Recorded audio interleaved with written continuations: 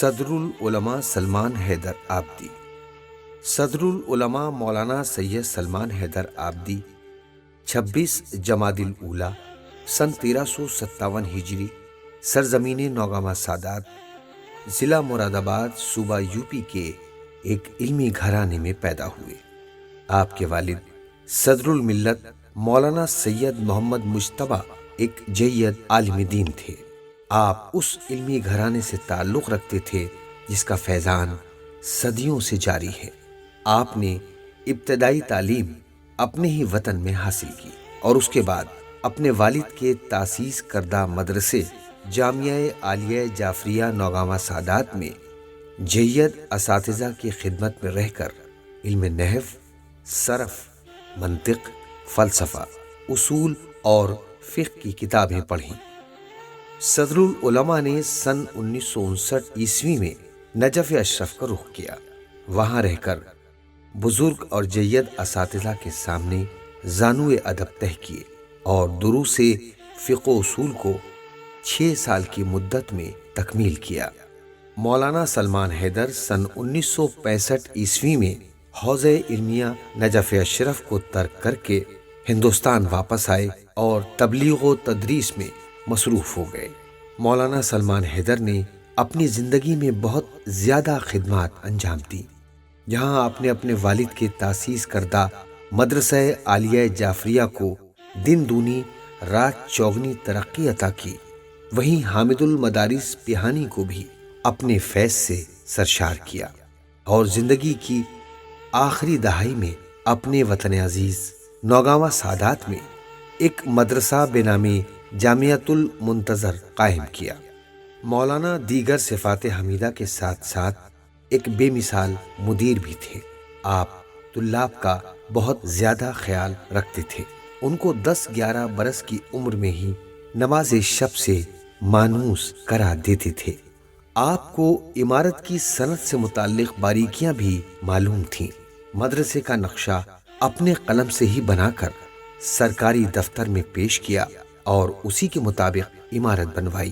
نیز چمن کو خود ہی ڈیزائن کیا اور بعد کے لیے بھی ایسی راہیں چھوڑیں جس کے مطابق ادارہ آج تک ترقی کے منازل طے کر رہا ہے۔ آپ ایک بے مثال مدیر اور ایک مربی کامل تھے۔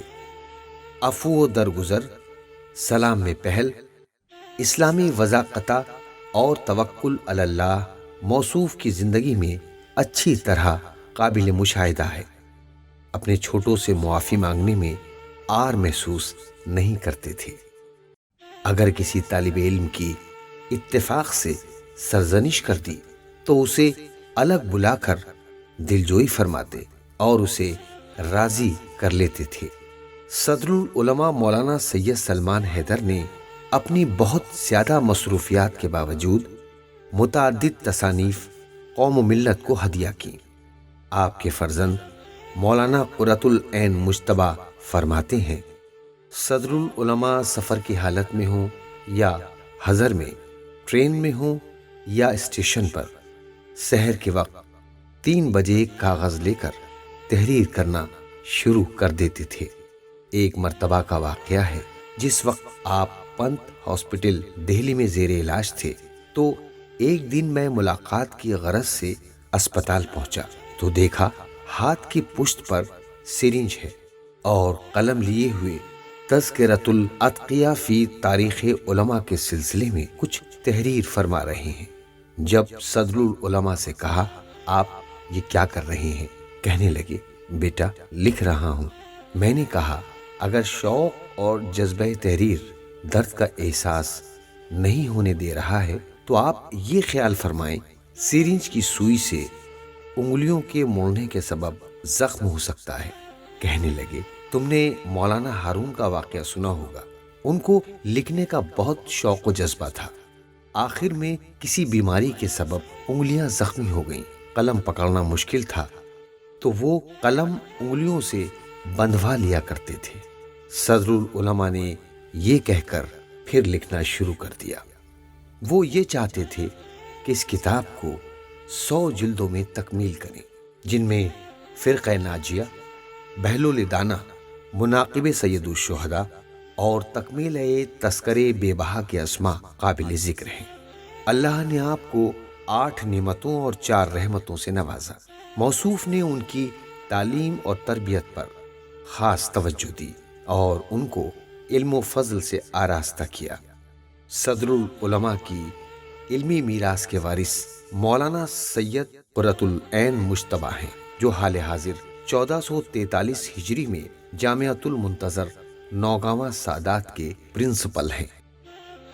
آخر کار یہ علم و فضل کا آفتاب 17 شعبان سن 1413 ہجری میں غروب ہو گیا۔